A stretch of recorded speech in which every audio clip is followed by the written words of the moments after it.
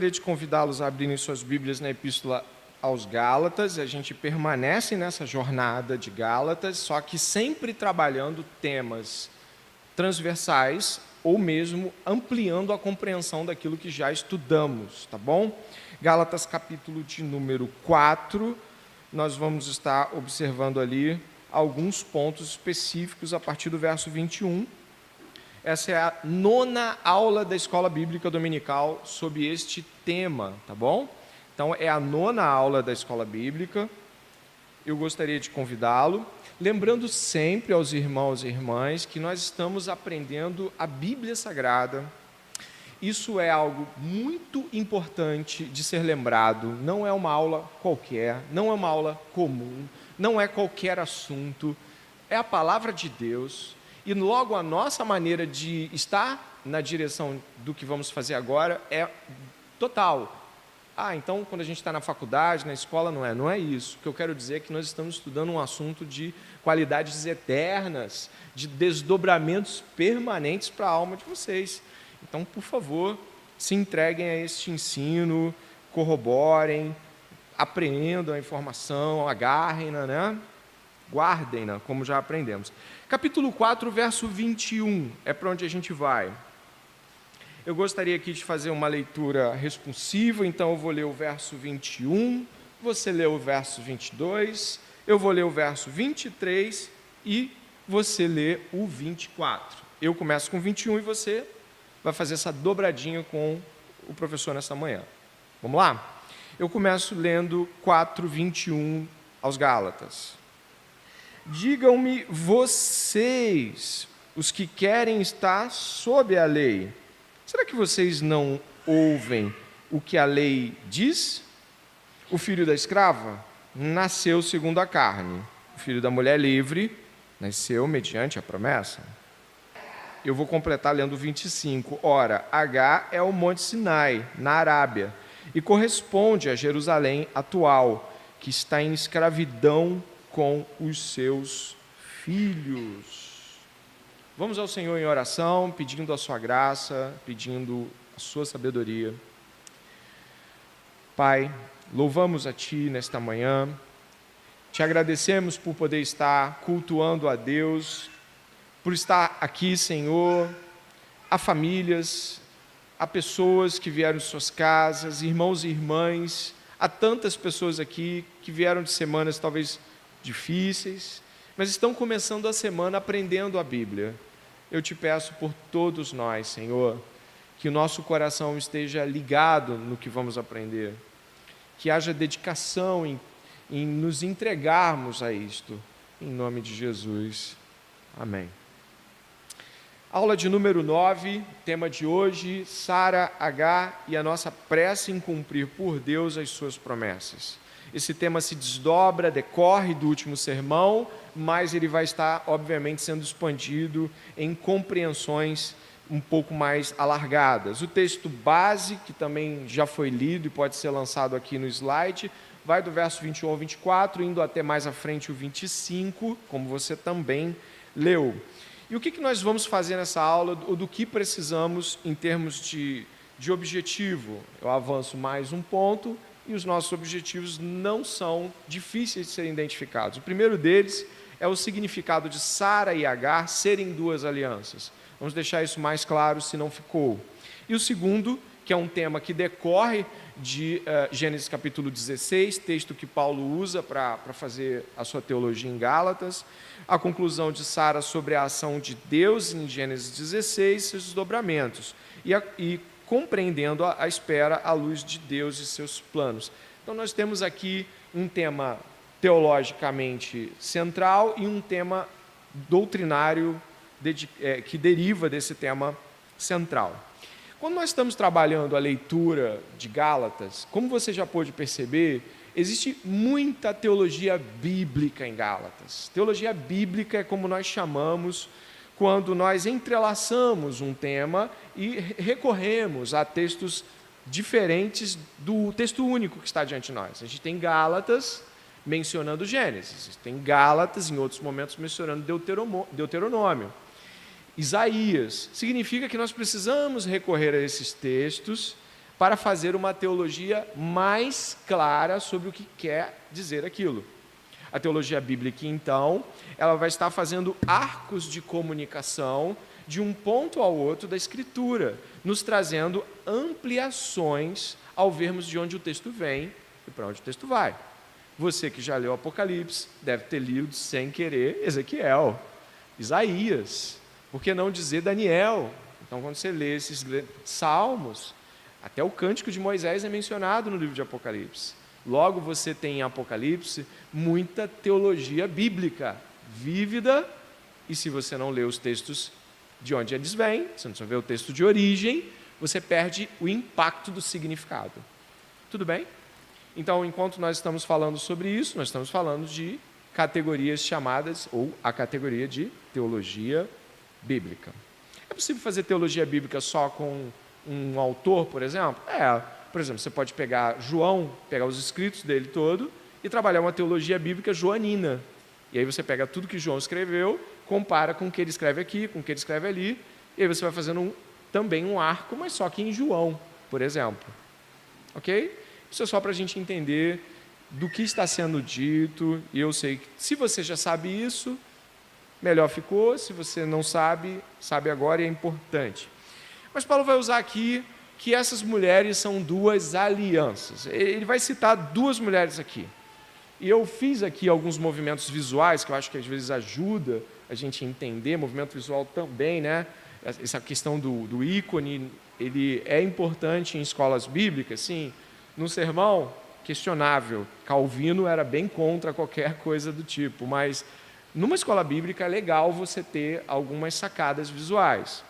Então, a gente tem aqui H, que está com H antes do A, não tem problema, também é possível H com H e H sem H. Né? O prende-língua aí, o trava-língua deu. Nós temos duas mulheres. Paulo as menciona significando que ele quer dizer que existem pessoas que estão pregando determinado tipo de ensino na Galácia que estão ligadas a uma compreensão de H. E Paulo está mencionando a compreensão de Sara. Logo, Paulo está do lado da aliança que ele vai defender, que é a aliança que Deus fez ali com Abraão e Sara. Isso é só para deixar as coisas já inicialmente compreendidas. De que lado Paulo está? Ele está do lado direito ali. Mas quem são essas mulheres? H é uma egípcia, serva de Sara, ou seja, ela não é livre, ela é uma escrava. Sua condição de escravidão remete de que seus filhos, quando nascem, também são escravos. Logo, Paulo está mencionando a escrava H.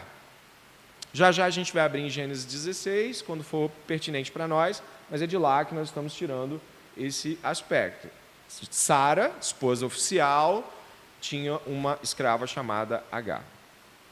É muito emblemático pensar que Paulo vai fazer a seguinte menção: não tem como os filhos de Agar nascerem livres. A lógica cultural que eles também entendiam é que filho de escravo é escravo. Mas tem um problema nisso tudo. Sara é estéril. Você lembra dessa história? Sara não tem filhos. Logo, não tem como Sara gerar um filho mesmo que ela quisesse. E mesmo que Abraão quisesse muito, não haveria possibilidade de que isso fosse feito. Qual é a lógica? Isso não pode ser feito por meios humanos. Não dá para nascer filho de Abraão senão por um milagre. E é aí que Paulo enquadra elas duas. Filhos de Agar, ele usa, são filhos por vontade humana. Filhos de Sara só nascem por milagre. E é aí que ele vai dar uma enquadrada no pessoal da Galácia. Não dá para ser filho de Deus se vocês acharem que a lei pode produzir isso. Cumprir e obedecer não gera filhos. Paulo vai trabalhar com o termo de adoção, que é amplamente conhecido na época, e a adoção nunca se estabeleceu, porque assim, o servo, ele foi tão bom, sabe, ele era um escravo, Mas ele serviu, ele obedeceu, e aí tem uma lei romana que transforma ele agora em filho. Isso não existe. Não existe em Roma, não existe na Grécia, não existe na Mesopotâmia, não existe no Brasil hoje, por exemplo. Quem diz que alguém que trabalha na sua casa, que te serve, que faz tudo lá, faz isso por 20 anos, vira teu filho? Não. Não, é um conceito muito simples para entender. Não importa o quão servil você seja, não importa o quão obediente você pareça, você não se torna um filho porque você obedeceu. Só existe uma maneira completa e culturalmente aceita em todos os tempos, e óbvio, Paulo lança a mão dessa alegoria, que é nascer por um milagre. Ser adotado por vontade de quem adota, e não por força de quem está tentando fazer isso acontecer. Muito legal Paulo usar uma alegoria assim, uma boa sacada, né? Uma boa sacada. Alegoria é o termo que nós usamos para uma metáfora estendida com personagens. Então, assim, uma metáfora, né? Lá no Cici, onde as crianças estudaram, elas aprenderam metáfora, e eu falei assim, né? Ficou tão bem explicado, né? A professora lá da Olívia, né? A tutora. Aí tem gente aqui de português me olhando. Metáfora é você diretamente relacionar algo a alguém como você é fogo. Se é direto, é metafórico. Você não é fogo, mas eu penso no fogo, nas atribuições, qualidades, e eu enquadro você. Você é como fogo, significa uma símile, ou seja, você é semelhante ao fogo. Aqui Paulo usa uma alegoria. Ele enquadra as duas alianças, diz assim, aliança X, aliança Y, e nós estamos com a aliança de Sara. Repare também, ainda já abrindo para que você possa avançar, que ali existe, por exemplo, a H, ela é escrava, e aí Paulo relaciona a escravidão ao Monte Sinai. O que o Monte Sinai tem a ver com os hebreus, os judeus, gente? O que o Sinai representa para eles? Maldição? Não sei. Espera aí. O que o Sinai representa? Fala aí. O que aconteceu no Monte Sinai? A lei foi dada no Monte Sinai. A lei foi dada no Monte Sinai. Certo? E a lei, ela requer obediência. Mas ela nunca prometeu transformar ninguém. Paulo vai relacionar a mulher escrava ao Monte Sinai. Ele vai dizer que o Monte Sinai, ele traz essa representação de quem, por esforço próprio, pode até achar que cumpre, mas nunca consegue. São as leis de Deus. Jerusalém de baixo. Quem ele vai dizer que é a Jerusalém de baixo? Aquele pessoal que ainda vivia fazendo sacrifícios, indo ao templo. É isso que ele vai falar. Ele vai dizer aqui no verso 25, ora, Agar é o Monte Sinai, na Arábia, e corresponde a Jerusalém atual, que está em escravidão com os seus filhos. Ele vai fazer um link entre a escravidão de quem nasce pela força humana, os filhos de Agar, ou Ismael, precisamente, vai ligar isso à lei, fazendo um link de a lei também dá ordens e nos torna escravos da lei, mas não nos torna filhos de Deus. E ele vai dizer que essa era Jerusalém de baixo, era como as pessoas que ainda estavam confiando na lei viviam. Do outro lado, a mulher livre é o Monte Sião. O que é o Monte Sião, gente? Onde fica o Monte Sião? Qual é a relação que Sião tem aí na sua lembrança das Escrituras? Aposta, erra, mas fala, não fica...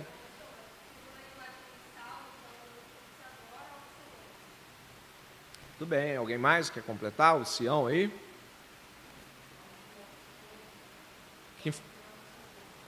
De onde virá o seu socorro? Então Sião tem uma forte representação espiritual, não é?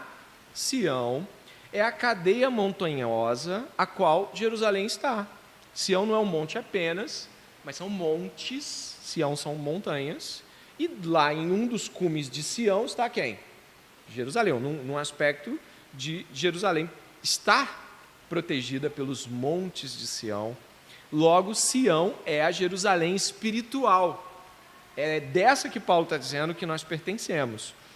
E ele vai fazer essa menção aí, no verso 26 e 27, ele vai dizer: a Jerusalém lá de cima é livre e ela é a nossa mãe.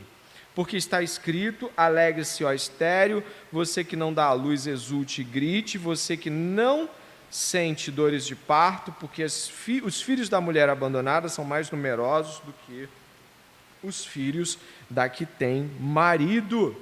O que acontece aqui nessa menção de Isaías? Aqui está mencionando Isaías, capítulo 54, verso 1. Isaías está profetizando que vai haver a deportação, o êxodo. Isaías profetizava isso. Não foi no tempo dele que isso aconteceu, mas Isaías profetizava de que o povo iria ser abandonado por Deus pelos pecados que cometiam. Mas de que Deus, apesar de tê-los abandonado por um pouco, iria trazê-los novamente para perto. Logo, Paulo relaciona esta questão desse novo êxodo a qual pertence o povo de Deus. Um novo êxodo, um novo resgate, uma nova perspectiva de redenção. E é isso que o apóstolo Paulo vai estar definindo em comparação. Ele vai fazer isso também, e nós não podemos deixar de mencionar os personagens subsequentes desses atos. Nós vamos encontrar os filhos. O filho de Agar é Ismael. Ele é nascido da carne. Que expressão significa o quê? Ele nasceu da vontade humana. Quem lembra de João, capítulo 1? Da menção que é feita sobre os filhos de Deus. Quem lembra aí? De que não são filhos de Deus os que são nascidos da carne, nem pela vontade do homem, mas pela vontade de Deus. Então, João também menciona isso.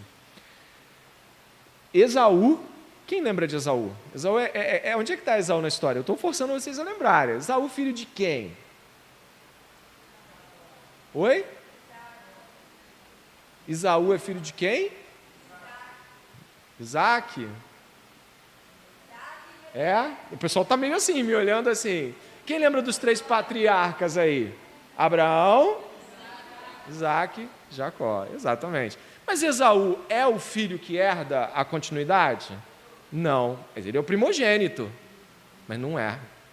Ele não herda, ele é gêmeo com Jacó, ele sai primeiro, logo considerado primogênito, mas é Jacó quem é o prometido.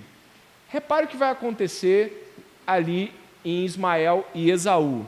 Se você for até a sua Bíblia no capítulo 28 de Gênesis, você vai encontrar algo muito importante, que é a linhagem de Ismael se unindo à linhagem de Esaú. Eles se aparentam, ou seja, se casam, se entrelaçam. Vamos lá. Deixa eu só pegar o versículo aqui.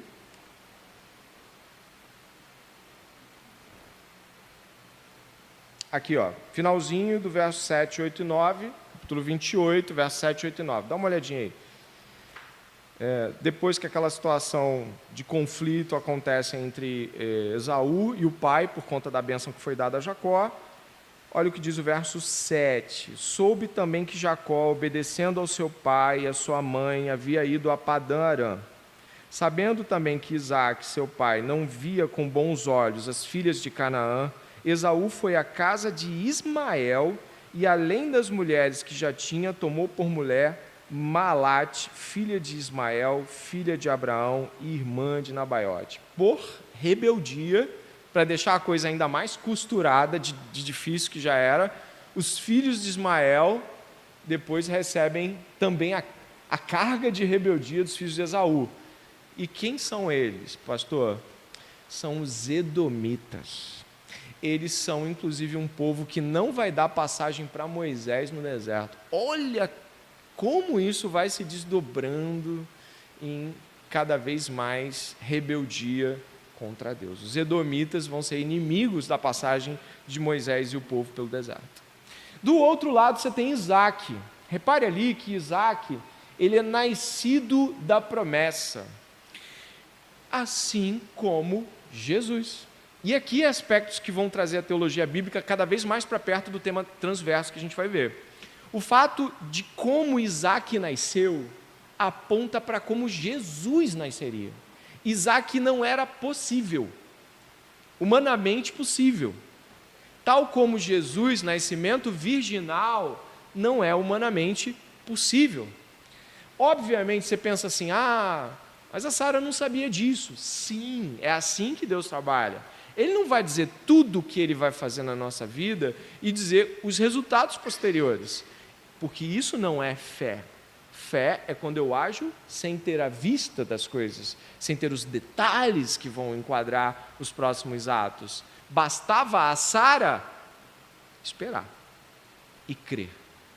E olha como isso vai nos remeter ao próprio Jesus Cristo, que também nasce milagrosamente, sem a possibilidade humana de que aquilo acontecesse. Então, Sara preconiza Maria, Isaac remete tipologicamente a Jesus. E isso não está para aqueles personagens antigos totalmente patentes, porque isso que é a fé. Não é assim, então fé não é isso. Então vai dar nisso, né? Então eu vou fazer. Vai ser tão importante. Não é isso. A fé faça isso que é justo, correto e digno diante de Deus. Às vezes os resultados que a gente vai ter são grandiosos, mas não estão às nossas vistas. E isso é importante ser mencionado aqui. Logo, finalizando, em termos de teologia bíblica objetiva, a antiga aliança é a aliança segundo a carne, é a aliança daqueles que vão tentar pelos seus próprios meios, é a aliança daqueles que vão buscar de maneiras distintas fazer cumprir a sua vontade, mesmo que a de Deus seja outra. E em Isaac será chamada a tua descendência, é assim que diz o texto bíblico, e Jesus é da descendência do milagre, da descendência da fé, da descendência dos que não nascem segundo a vontade do homem, e nem da vontade da carne, mas pela vontade de Deus.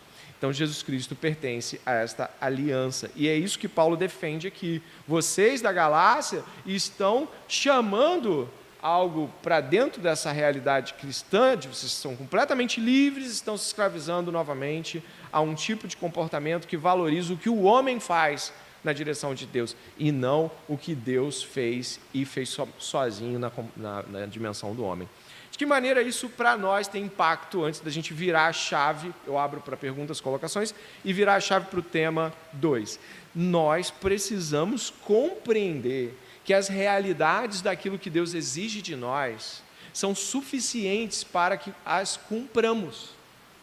E que nós não sabemos os desdobramentos que nossa vida vai ter e o alcance que nossas ações, embora pareçam individuais em um dado momento, vão ter no reino de Deus. Por isso é muito importante obedecer o que Deus requer de nós, porque não é só para nós. Existem planos de Deus que estão perpassando nossa obediência, estão alcançando gerações que vão vir. Às vezes não é a próxima, mas é a outra geração que vai usufruir de uma percepção ampliada de Deus por conta da obediência daquele servo, daquela serva de Deus. Às vezes missionários que foram para um lugar ermo, hoje não veem nada, mas daqui a 100 anos, que ele já morreu, ela já morreu, e aí, olha, veio uma pessoa aqui, que falou para 2, que falaram para 10, que falaram para 20, e agora essa cidade tem igrejas. Nunca que aquela pessoa ia ver o alcance de suas ações, mas ela cumpriu a vontade de Deus. Deus andou aí, ela foi. Por isso a obediência, ela vale muito para o crente, porque ele sabe que a obediência dele também desdobra-se na bênção que é chegada a outras pessoas. E eu espero que isso seja algo que nós estejamos buscando, uma obediência que não está firmada no desejo pessoal de cumprir ou não a vontade de Deus. Tá bom? Vamos lá. Perguntas sobre o tema ou colocações possíveis que queiram fazer. Rapidinho aí.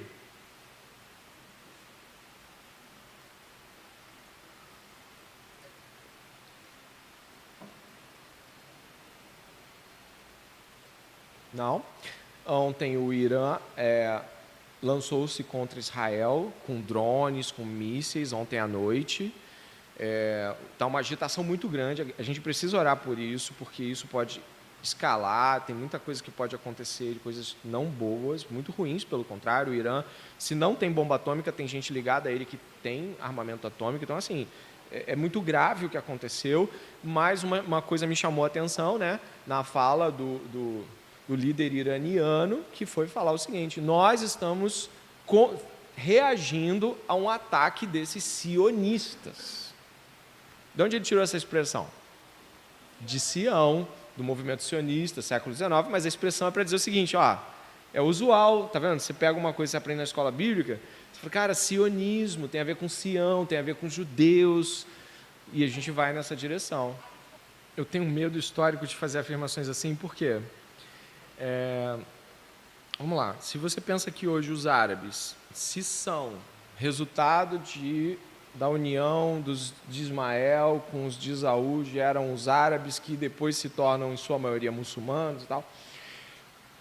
Eu tenho preocupações de fazer essa progressão por alguns motivos. Primeiro, por exemplo, que existem períodos na história onde os árabes e os cristãos não são tão bélicos assim um com o outro. Por exemplo, no século VII, ainda não há um movimento imperialista muçulmano, mesmo depois que Alá morre. Então, as relações entre cristãos e muçulmanos são comerciais e razoavelmente educadas. Mas as coisas se acentuaram bastante depois das cruzadas e tudo mais. Então, eu acho que muita animosidade também existe, porque há sobrecamadas de problemas como as cruzadas acrescentaram animosidade e conflito, movimentos imperialistas do século XIX, a Inglaterra tem entrado naquela região, a questão arbitrada em 1948 com a colocação do Estado de Israel, Israel não ter respeitado os limites oferecidos a ele e ter ido cada vez mais além, ampliado o território que originalmente era X, agora é 3X maior. Então, existem muitas coisas que geram os conflitos atuais. Então, eu não diria assim que eu seria tão preciso se eu fizesse afirmações apenas teológicas bíblicas, já que a Bíblia tem um alcance histórico limitado. Vamos lá.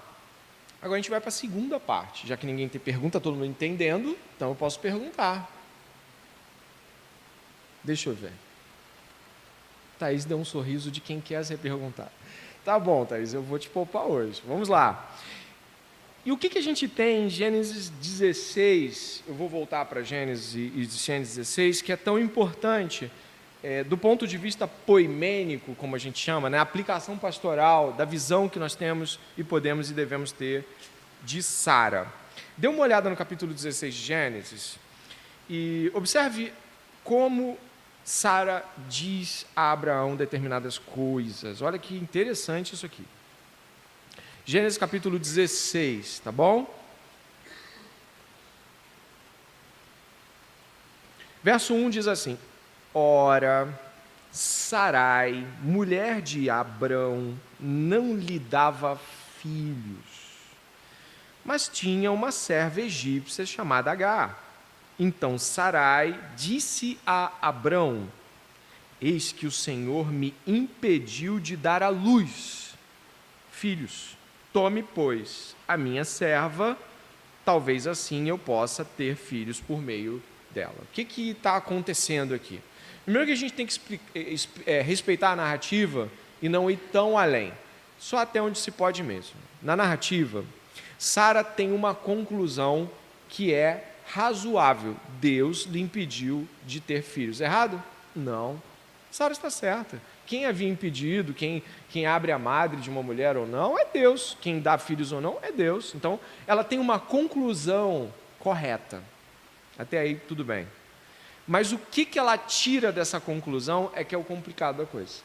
Assim, como Deus não me dá filhos, tome, pois, a minha serva, e talvez assim eu possa ter filhos por meio dela. Só que existe um problema aqui de conflito. Deus havia declarado de que não seria, por exemplo, aqui você vê no capítulo 15, Eliezer, escravo de Abrão, que seria para ele descendente. Deus prometeu um descendente real, físico, do próprio Abraão, e nós entendemos que Deus não está falando de Agar, simplesmente, claramente, porque Abraão só tem uma esposa. Então, quando Deus está falando para Abraão que vai lhe dar filhos, ele não está dizendo nada sobre Agar ou escravas. Ele está falando da união que existe e é real entre Abraão e Sara. É ponto pacífico. O autor que está escrevendo aqui, que é Moisés, ele também tem essa percepção. Porque quando ele joga a questão da fala de Sara, deixa muito claro de que Sara buscou um meio para ter filhos e não esperou pela promessa. E essa é a grande questão, esse é o grande conflito que marca esse ponto da história. Sara sabia das promessas, mas em sua conclusão sobre a realidade, ela unicamente interpreta por meio da realidade que está diante dos seus olhos. Ela não menciona a promessa. Ela não faz algo como assim, mas Deus nos prometeu, talvez seja esse o caminho. Ela simplesmente diz, bom, eu quero ter filhos. Isso exclui qualquer possibilidade de encontrarmos as promessas de Deus aqui. Abraão concordou, final do verso 2, com o plano de Sarai. Então Sarai, mulher de Abraão, tomou Agar, sua serva egípcia, e deu por mulher a Abraão, seu marido, depois que ele já estava morando durante 10 anos na terra de Canaã. Ele teve relações com Agar e ficou grávida. Ao saber que estava grávida, Agar começou a olhar com desprezo para sua senhora. Então Sarai disse a Abraão, seja sobre você a afronta que é feita a mim.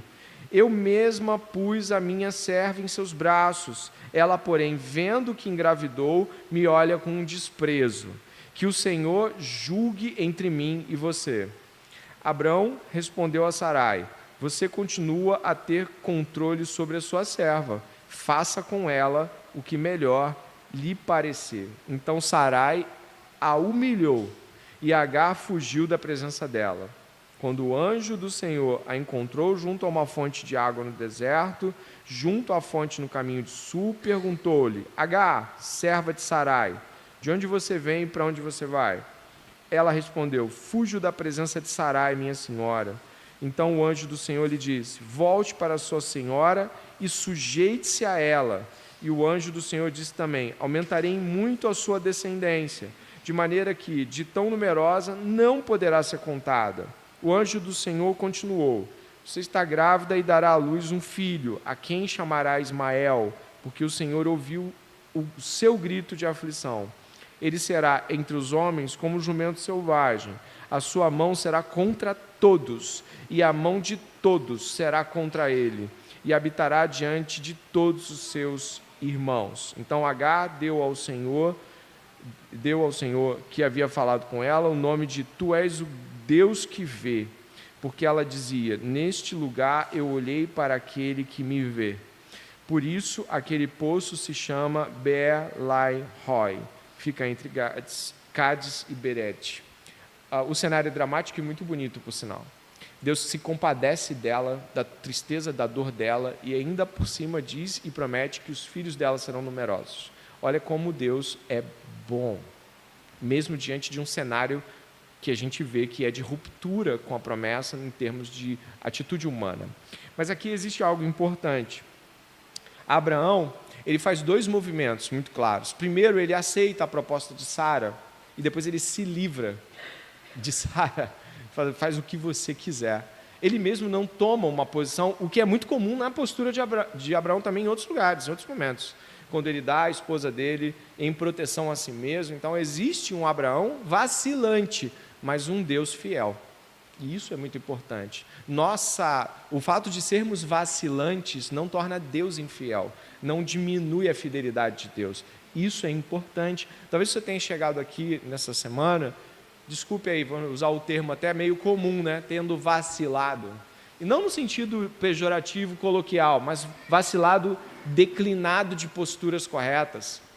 Talvez tenha tido atitudes que são contrárias às promessas de Deus, mas Deus permanece fiel e te trouxe nesta manhã para que você saiba disso, para que você se lembre disso, que a fidelidade de Deus permanece sobre você e que deve constrangê-lo em relação a isso.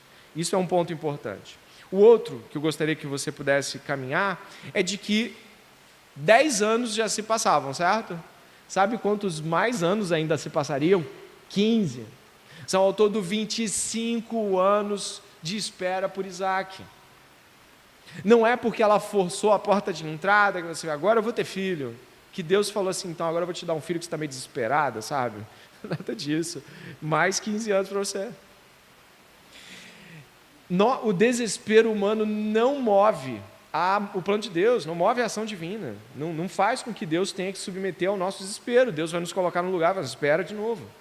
E aqui é um ponto que eu gostaria de trabalhar, compreendendo a espera à luz de Deus e os seus planos, um tema transversal.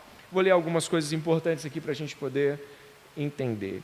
Em tempos de internet banda larga e móvel, mensagens instantâneas, vídeos, chamadas e encurtamento de distância, todos se tornaram menos pacientes quase que automaticamente. Palavras como paciência e espera não são populares aos cidadãos do século XXI. Porém, se nos deixarmos levar pelo espírito da época, fatalmente a nossa espera em Deus será prejudicada. Não estamos em um tempo que coopera para a espera.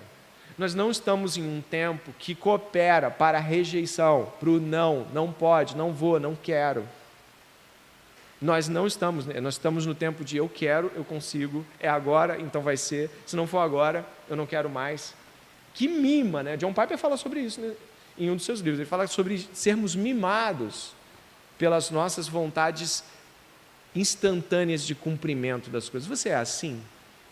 É uma pergunta retórica, mas que pode ser, nesse momento, uma resposta dada legitimamente diante de Deus. Você é assim? Se não é no seu tempo, não é. Se é não, então é não, eu me afasto. Como é que você lida com a espera? Porque a espera é não de Deus para o tempo presente. A espera é um não de Deus para o tempo presente. Pode ser que seja assim, mas ainda é não agora.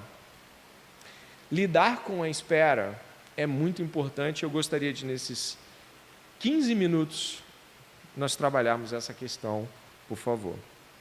A Bíblia, ao contrário do nosso tempo, nos ensina um caminho que é oposto ao caminho ensinado pelo Espírito da época. Vou dar alguns exemplos aqui para você. Por exemplo, Abraão é um exemplo clássico, né? Abraão recebeu a promessa de ser pai aos 75 anos, olha isso. E esta se cumpriu quando ele tinha 100 anos.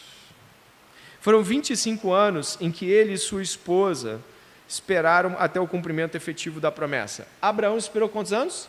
25 anos. Mas esses 25 anos foram os anos da espera da promessa, porque antes ele também queria ter filho, gente. Pensa aí, ele está ali até na beirada dos 75, e quanto ele por ele mesmo não teve que esperar. Mas quando chega o momento, não é filho, é promessa e espera. Porque tem o tempo que você espera sem Deus, tem. E tem o tempo que Deus chega, te chama e você espera. Então existem pessoas que parecem juntar as coisas. Tipo assim, eu já estou esperando por isso há tantos anos. Não, peraí, desde quando você botou a sua cabeça no lugar, entendeu o chamado de Deus para isso, ou mesmo a sua intenção para com isso. Tem uns 3 meses que eu estou pensando nisso sério. Pô, tu pega aí faz 10 anos, 5 anos, 3 anos, só que se tu for entender, tem 2 meses. 75 mais 25. Caleb, espião de Israel, precisou esperar 45 anos até tomar posse de sua herança em Canaã. Você lembra de Josué e Caleb, os fiéis ali junto com Moisés? 45 anos, até que eles se estabeleceram. Jesus Cristo se preparou 30 anos para ter um ministério de 3 anos e meio. A Bíblia nos impõe, ordena a espera. Eu vou usar alguns artigos aqui, muito pertinentes. Alguns da Vanessa Belmonte, hoje outro da Luciana, sobrenome impossível. É isso aí. Você vai encontrando eles. Mas olha que interessante. Como devemos esperar as promessas de Deus? Por favor, Alain. Fé e obediência. A fé é o resultado da obediência à palavra de Deus, que não pede detalhes e nem respostas. Vou deixar você mastigar. Está pensando na primeira frase, que é importante pensar. Não se disperse, não deixe de anotar coisas importantes, tendo nas mãos a liberdade de fazê-lo, faça. A fé é o resultado da obediência à palavra de Deus, que não pede detalhes e nem respostas. Eu não estou exigindo que Deus dê detalhes. Essa é a fé. Embora Sara tenha buscado dar seu jeitinho próprio para que Abraão fosse pai, ela permaneceu crendo e se tornou mãe. Caleb jamais duvidou da promessa de Deus, mesmo com tantas adversidades até chegar a Canaã. Acima de tudo, Cristo teve obediência e fé perfeitas por sua plena confiança no Pai, que lhe fez a promessa. Logo, todo cristão tem este caminho a trilhar. 2. Deus se relaciona com o seu povo no período da espera. Existe uma relação estabelecida com Deus durante o período em que estamos esperando, que é única. Não tem similar, é insubstituível. É algo como você experimentar Deus e só Deus, porque você não tem aquilo que você espera. E aí o que te resta é o que você sempre só teve, Deus. Então, na espera, experimentamos Deus e só Deus de uma maneira muito especial. Por favor. Claro. Pergunta é pertinente. O que Deus nos promete em sua palavra é de que em Cristo Jesus temos perdão de pecados, adoção, coerência com Cristo e a ressurreição como promessa final. Isso é uma promessa central. Ele está conosco, Ele não nos abandona, Ele não nos desampara, Ele não nos afasta dele. São promessas centrais. Essas promessas, quando de fato alimentadas e regadas com a palavra e uma vida reta, não permitem que coisas que podem ou não acontecer assumam caráter central. Quando elas assumem esse caráter, quando elas começam a me dar dissabor das coisas de Deus, ansiedades que não passam com uma oração ou duas, quando esses desejos que nós temos, eles começam a rivalizar com as próprias ordenanças que Deus nos dá para esse mundo, como pregar o evangelho e viver uma vida reta e santa. Então, a questão que envolve coisas que não são promessas bíblicas centrais, mas que são possíveis, é que elas são domadas, limitadas e ajustadas segundo a nossa relação com as promessas bíblicas. Quando a nossa relação com as promessas bíblicas está em dia, o ter ou não ter as coisas gera leves desconfortos, crises momentâneas, mas não estabelecimento de uma ordem de decadência espiritual, distanciamento de Deus, revolta pessoal, descontentamento, insatisfação. Quando eu tenho uma relação correta com as promessas que Deus efetivamente nos deu em Cristo, as outras coisas que são desejos, elas não se tornam promessas, mas se tornam desejos, possíveis ou não de serem cumpridos. Eu estava falando com uma irmã anteontem sobre um problema que nós temos de preencher nosso dia com tudo que é tipo de tarefa, com todo tipo de coisa, e dispensarmos a Deus, enquanto relação, pouquíssimo tempo. A dispensarmos aos interesses centrais de Deus. Interesses centrais de Deus? Deus tem interesses centrais? Tem. A sua glória, por meio da proclamação, por meio da vida reta e santa. Isso são interesses centrais. Esses interesses centrais nem sempre estão na nossa agenda. E aí o que acontece com a gente? A gente faz micro-orações, micro-leituras, pregações? Não sei. Intenções de encontro renovador com cristãos? Não sei. Dispensa tempo ao perdido? Não sei. Dispensa dinheiro e vida para que o reino se expanda? Às vezes. Aí a gente quer ter uma vida em paz, tranquila, só que a gente não está buscando Deus. Então, um dos problemas seríssimos do tempo presente é uma hiperatividade que não dá tempo de processar e que está sempre se preparando ou para um futuro trágico ou para um futuro que eu tenho que garantir por meio das minhas mãos. O que sobra para Deus?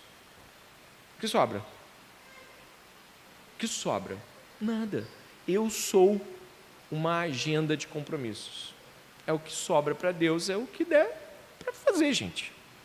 E aí eu fico ansioso, desesperado, angustiado. Eu vejo uma pessoa casando num caso, eu angustio. Eu vejo uma pessoa vindo aqui, por exemplo, a Karina está dando aula hoje, é uma bênção. Aí ao invés de eu pensar assim, poxa, eu vou me né, vou trabalhar mais, porque eu também gostaria muito de ensinar na igreja, acho que eu tenho essa vocação. Não, eu não tenho tempo para pensar em ser melhor para servir o reino, porque tem muita coisa acontecendo.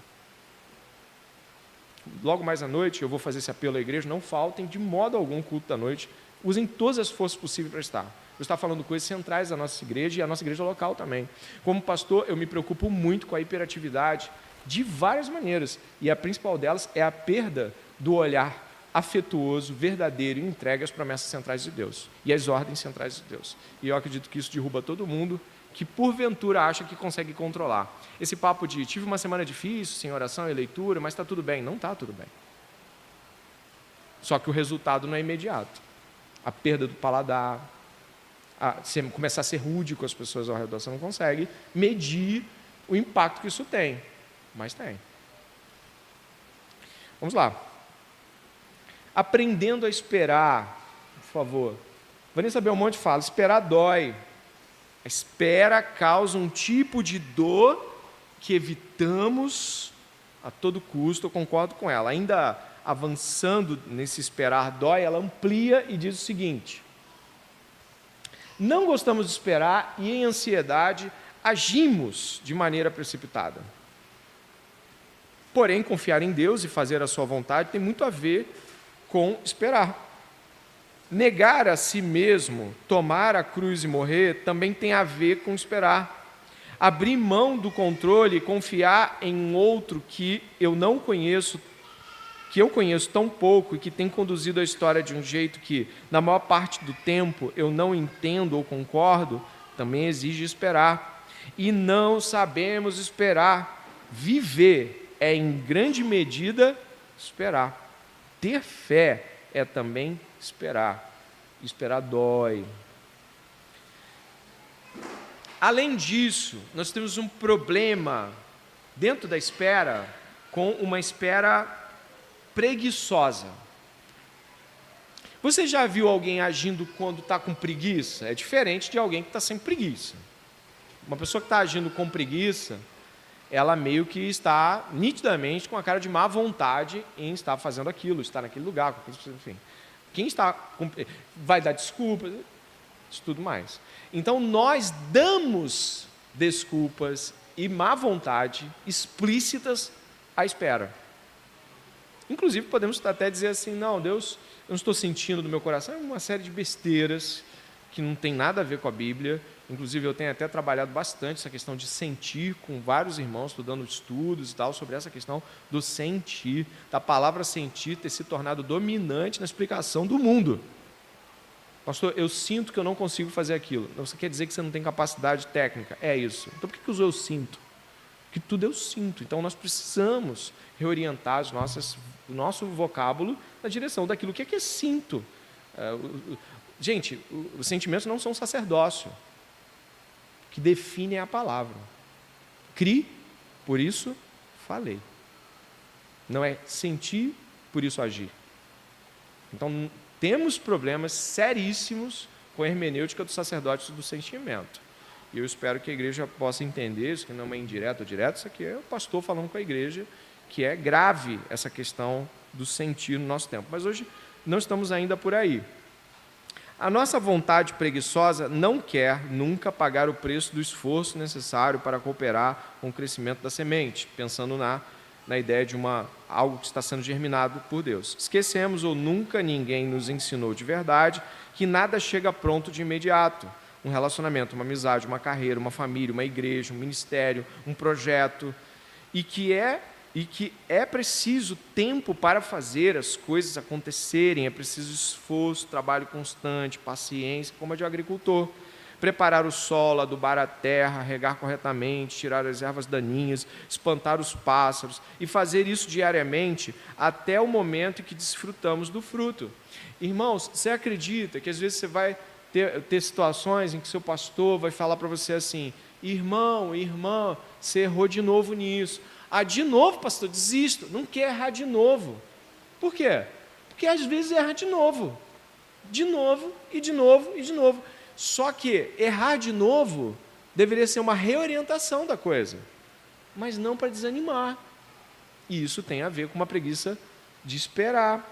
Ainda sobre a Vanessa, que no seu livro, ali era um artigo, mas no seu livro O Lugar da Espera na Vida Cristã, escreve de que é mais parecido isso com uma semente. Ela diz que escondida no solo rasga a terra enquanto cresce. Esperar é um processo, um movimento quase imperceptível, que gera um tipo de dor, de incômodo, porque as coisas levam tempo para acontecer e geralmente demoram muito mais do que gostaríamos para se realizarem.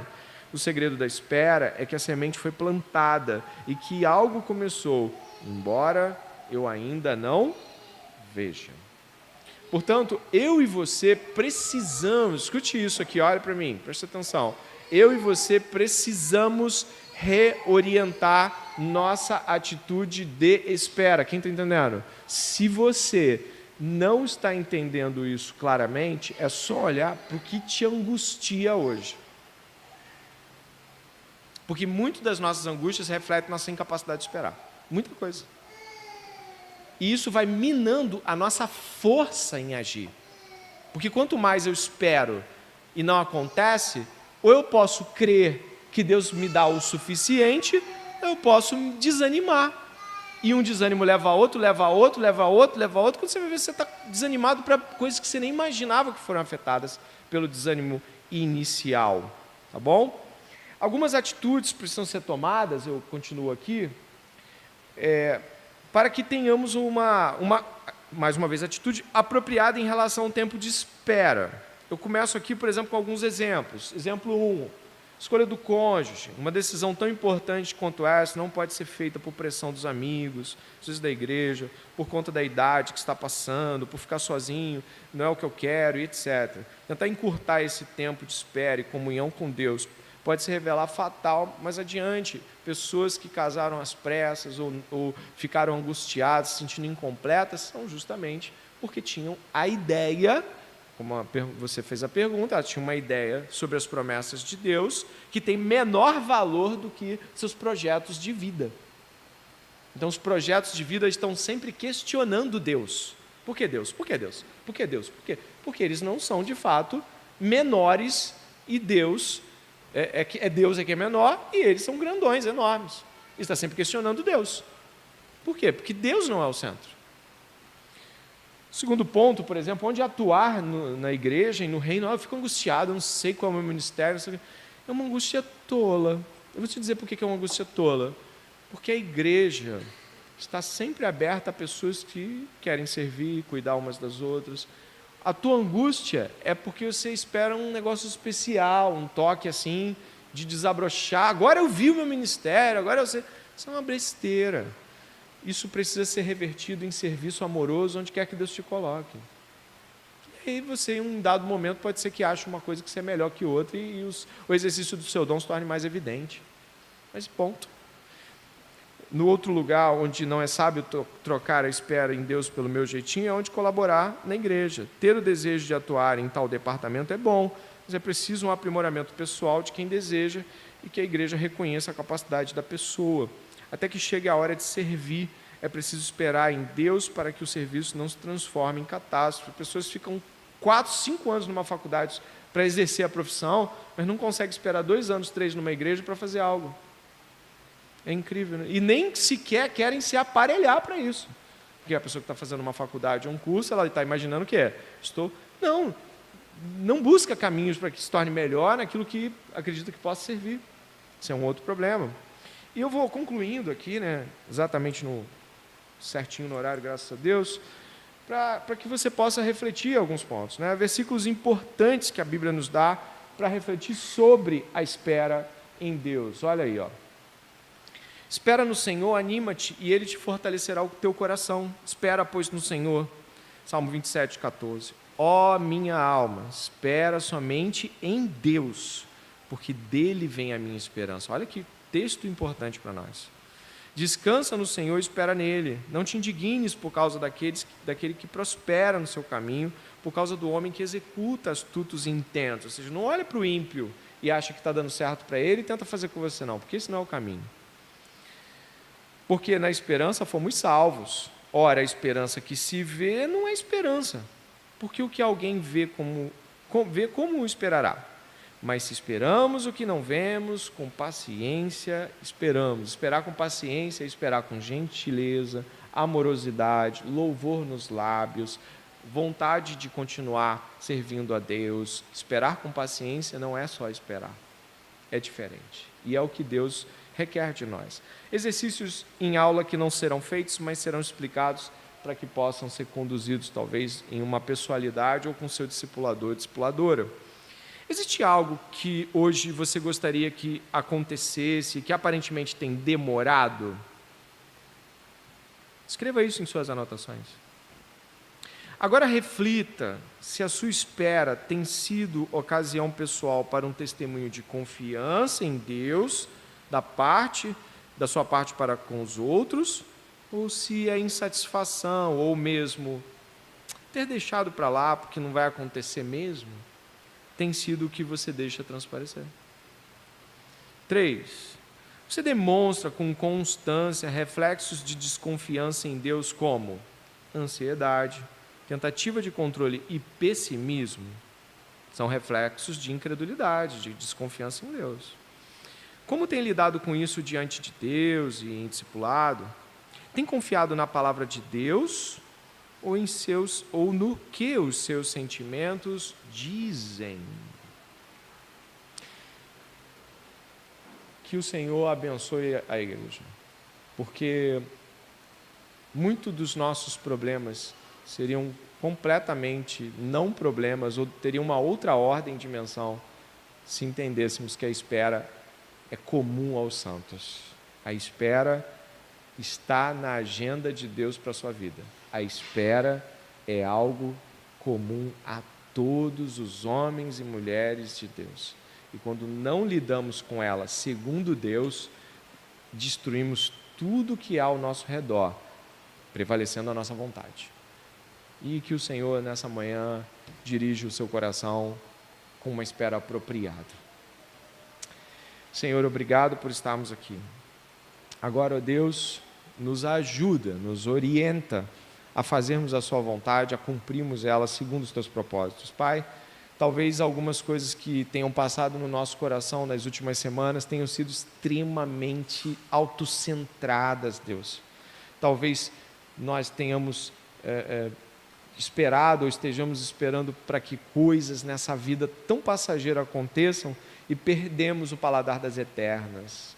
Talvez, Senhor, nossa impaciência, nossa inconstância e o nosso desprezo ocasional por coisas da igreja e do reino não sejam só ocasionais, tenham a ver com nossa busca errada. Ajuda-nos nesta manhã a recuperarmos a visão, a nos afastarmos da arrogância de quem acha que é Senhor e Senhora do tempo e a pedirmos perdão a Deus por deixarmos para os outros a imagem de que Deus não sabe o que está fazendo com a nossa vida. O Senhor sabe, sim. Assim te agradecemos e pedimos para nos ensinar a esperar e reconhecemos que precisamos da ajuda de outros para isso também. Em nome de Jesus, amém.